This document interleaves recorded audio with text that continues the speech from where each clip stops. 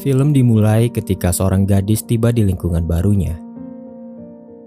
Dia adalah Surin, gadis yatim piatu yang harus pindah karena pekerjaan orang tua angkatnya. Surin melanjutkan tahun ajaran barunya sebagai siswi kelas 6 SD. Tidak ada yang spesial di hari pertama sekolahnya. Surin menjauhi kerumunan dan menikmati makan siangnya seorang diri. Di sekolah, orang-orang menganggap Surin sebagai pribadi yang aneh. Terutama setelah mereka tidak sengaja melihat blog miliknya yang berisikan hal-hal misterius dan tidak masuk akal. Surin selalu menjalani hidupnya dengan kesepian, hingga suatu ketika dia bertemu dengan Sungmin, siswa satu sekolahnya yang tinggal di panti asuhan. Sejak saat itu, Sungmin mulai tertarik dan selalu memperhatikan Surin dari kejauhan. Saat pulang sekolah, Surin memergoki Sungmin yang terus mengikutinya dari belakang. Tak disangka pertemuan itu membuat mereka perlahan semakin dekat. Suatu ketika, mereka berdua sepakat untuk mencoba permainan mistis yang dipercaya bisa menghadirkan makhluk halus. Dengan huruf buatan, mereka saling bertukar informasi tanpa takut diketahui oleh siapapun.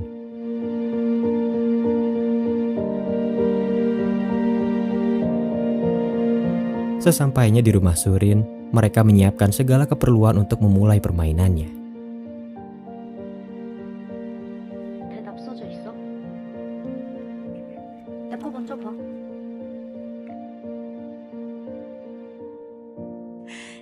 야, 이게 뭐야? 소원은 적으면 안 돼? 안 돼. 아니야, 진짜. Sejak saat itu, mereka berdua semakin dekat dan selalu menghabiskan hari dengan bermain bersama. Di suatu hari, mereka berdua menemukan rumah terbengkalai di tengah hutan. Tanpa mencemaskan hal lain, mereka berdua mengobrol dan saling terbuka satu sama lain. Mereka berdua jatuh cinta dan saling menyatakan perasaannya.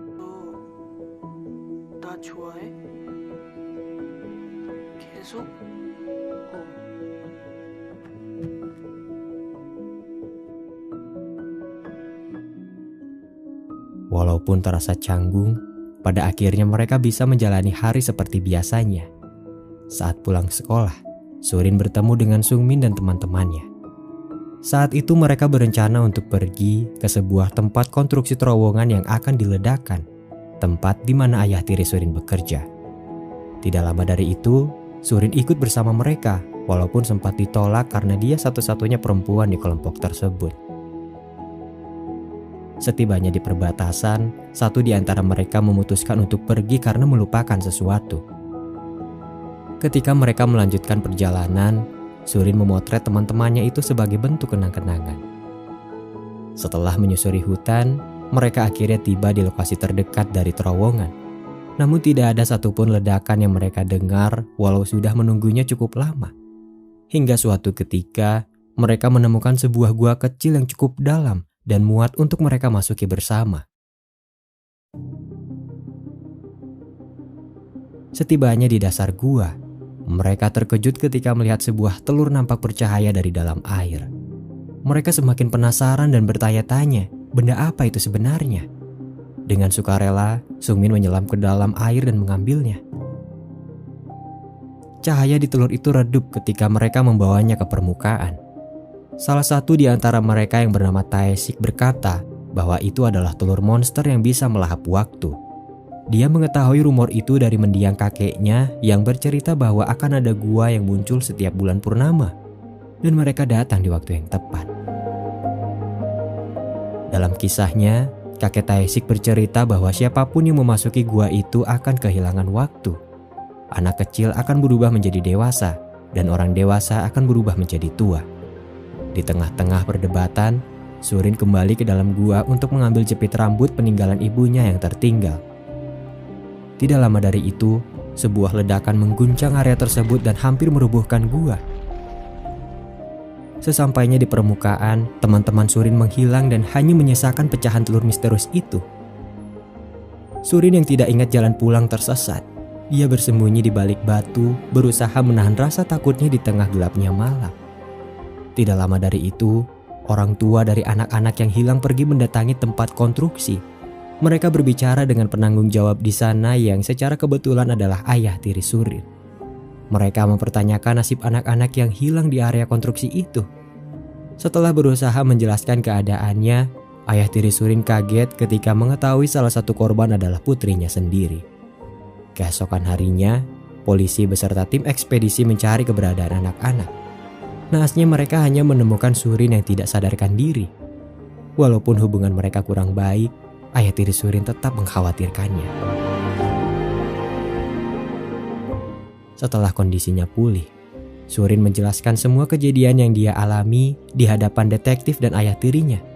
Tentu saja penjelasan itu sulit diterima oleh akal sehat manusia dan tidak ada satupun di antara mereka yang percaya dengan perkataannya.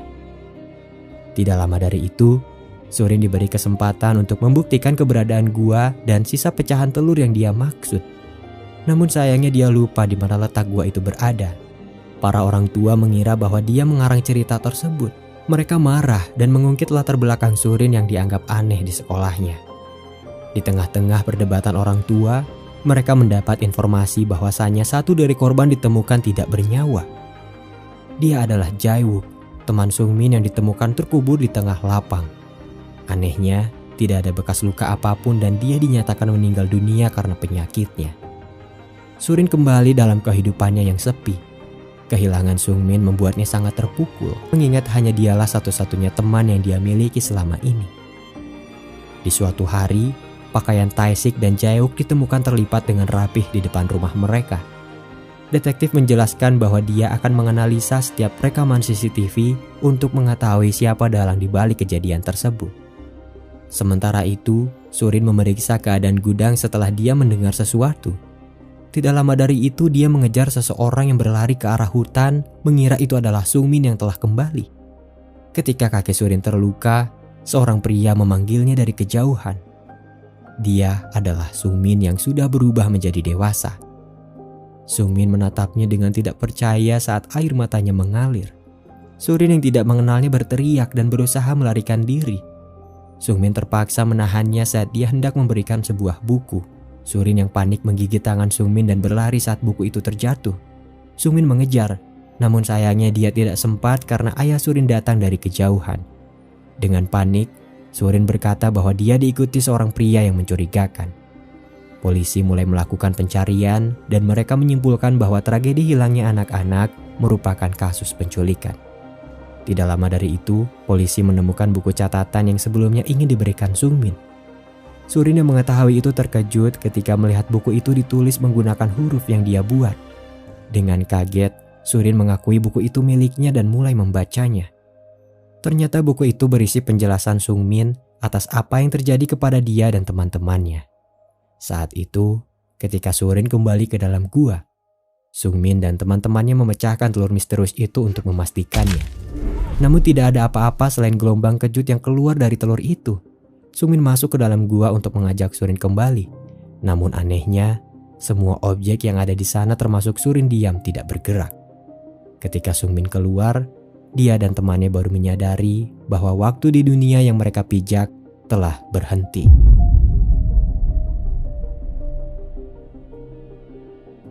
Awalnya mereka mengira itu adalah sesuatu yang menyenangkan, di mana seluruh pulau terasa hanya milik mereka bertiga. Waktu yang terhenti membuat hukum gravitasi tidak berlaku. Manusia, hewan, dan objek lainnya akan melayang jika digerakkan oleh mereka. Walaupun terlihat bebas, pada akhirnya mereka mengerti bahwa banyak sekali hal yang tidak bisa mereka lakukan. Mereka tidak bisa bercermin. Mereka tidak bisa membedakan hari. Bahkan mereka tidak bisa meninggalkan pulau tempat di mana mereka tinggal.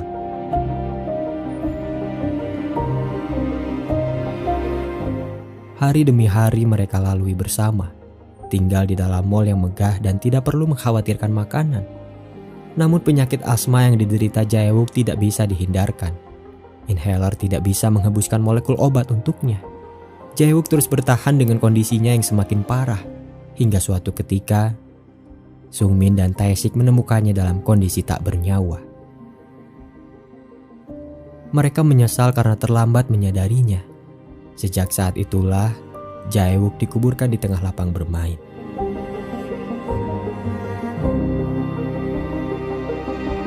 Menyadari bahwa pria sebelumnya adalah Sung-min, Surin bergegas menemui ayah tirinya dan mengakui bahwa panggilan itu hanyalah kebohongan belaka. Pernyataan itu merusak citranya dan semakin menguatkan anggapan bahwa dia adalah gadis yang aneh. Namun apa boleh buat, itu adalah satu-satunya cara untuk menyelamatkan Sung-min dari kejaran polisi. Surin melanjutkan kembali bacaannya, di mana Sung-min dan Tae-sik telah melewati hidup bersama dari tahun ke tahun.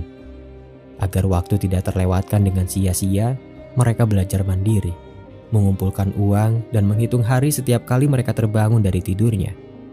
Dalam perhitungan, tidak lama lagi mereka akan genap berusia 20 tahun. Itu artinya mereka akan dinyatakan dewasa dan seperti apa yang diceritakan kakek Tae-sik, mereka akan segera kembali.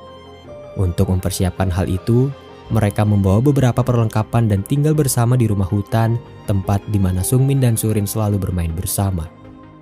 Namun, penantian mereka semakin tidak menentu karena waktu tak kunjung berjalan. Mereka semakin bertanya-tanya konsep dewasa seperti apa yang bisa membuat mereka kembali. Mereka berdua semakin tertekan dan hampir gila menghadapi kenyataan itu. Satu hal yang harus mereka pertahankan adalah keinginan untuk hidup dan selalu berpikir positif. Akan tetapi, harapan dan kenyataan yang tidak sejajar membuat Tae-sik menyerah dan dia menghilang tiba-tiba. Sung-min menjelajahi seluruh pulau untuk mencarinya. Walaupun tidak membuahkan hasil, Sung-min menyadari satu perubahan yang berarti di mana bulan perlahan mulai menampakkan dirinya. Setelah lama mencari, Sung-min akhirnya menemukan Tae-sik yang telah mengakhiri hidupnya di sebuah tebing. Tae-sik meninggalkan pakaian lamanya sebelum dia menjatuhkan diri. Sung-min yang menemukannya merasa semuanya telah berakhir dan dia memutuskan untuk mengakhiri hidupnya juga. Namun, ketika dia melompatkan dirinya ke dalam air, waktu tiba-tiba berjalan. Tae-sik terus tenggelam ke dasar laut, sementara dirinya pingsan dan tersadar di pesisir pantai. Sung-min terkejut bukan main, dan setelah lama hidup dalam kesunyian, dia menjadi seseorang yang sangat sensitif terhadap suara. Setelah membaca kisah itu, Surin kembali ke dalam hutan untuk mencari Sung-min di rumah terbengkalai. Setibanya di sana, dia menemukan Sung-min yang sedang duduk dalam ketakutan. Surin mendekatinya dan dia menangis terseduh-seduh. Begitu juga dengan Sung-min, karena akhirnya dia bisa bertemu kembali dengan satu-satunya orang yang dia sukai selama ini. Sejak saat itu, Surin selalu menyempatkan waktunya untuk menemui Sung-min, membawakannya makanan, dan membantunya untuk merapikan penampilan. Agar bisa hidup normal, Sung-min harus meyakinkan ibu asuhnya bahwa dia adalah Sung-min yang telah tumbuh dewasa. Surin membantunya berlatih bagaimana cara untuk menjelaskannya. Dia juga berusaha meyakinkan temannya bahwa Sung-min masih hidup dan sudah tumbuh dewasa.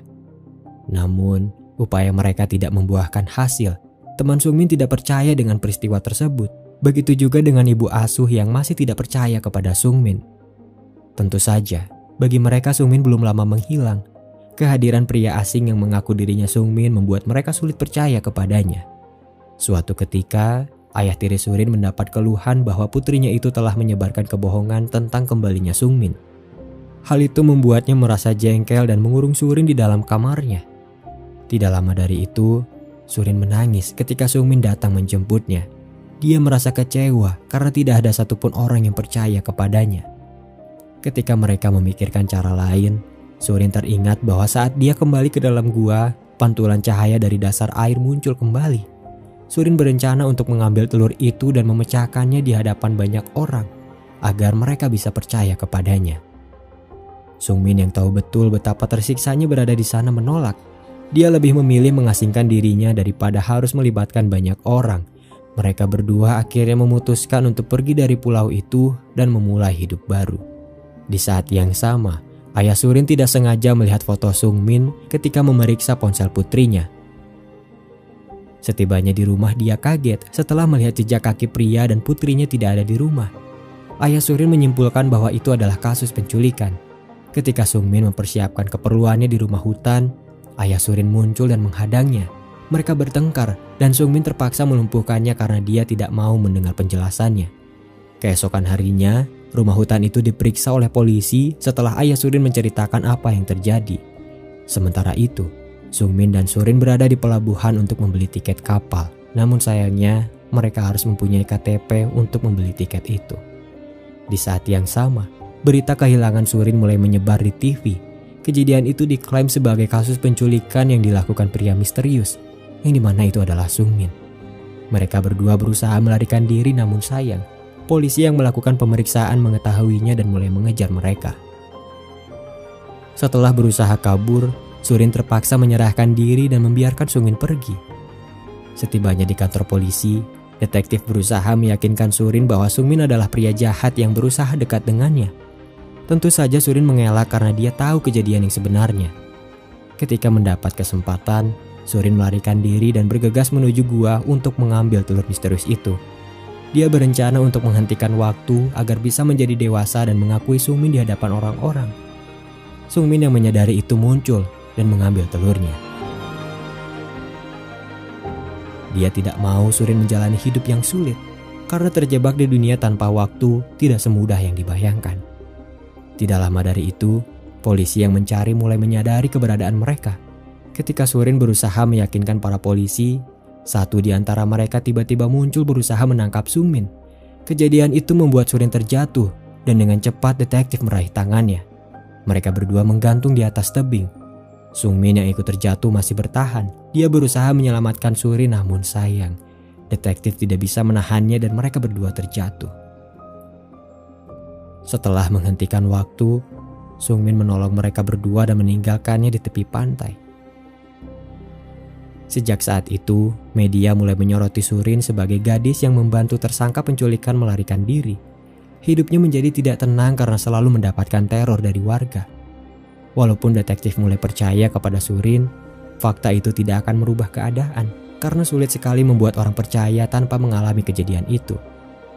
Oleh karena itulah detektif menyarankan Surin untuk berkata di depan media bahwasanya dia dipaksa oleh pelaku untuk membantunya melarikan diri. Karena dengan begitu, dia akan terbebas dari ancaman warga dan bisa menjalani hidupnya dengan tenang. Demi kebaikan Surin, psikolog mewawancarainya sebagai bentuk pemahaman terhadap pola pikir anak. Setelah menceritakan semua yang terjadi, psikolog meminta izin kepada Surin untuk menulis ulang kisahnya itu ke dalam buku. Setelah lulus dari sekolah dasarnya, Surin memutuskan untuk melanjutkan studinya di sekolah asrama. Hubungannya dengan sang ayah juga mulai membaik. Film ini berakhir ketika Surin berada di kapal laut dan bertemu dengan Sungmin yang sudah berubah menjadi tua.